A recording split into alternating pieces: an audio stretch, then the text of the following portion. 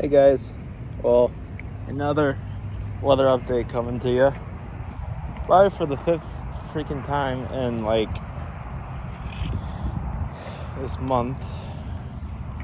Forestell might be having some severe weather on tomorrow night, so just stay tuned for that. And we're supposed to get almost 2 inches of rain here in Forestell, they're saying. It says we're supposed to get 1.21 inches. Back up here. We're supposed to get 1.21 inches of rain Thursday night. Some could be heavy.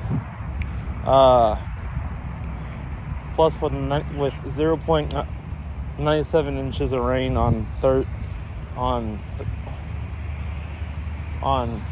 Thursday night.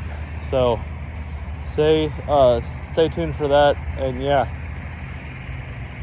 calculate all that together, we're supposed to have almost 2.18 inches of rain.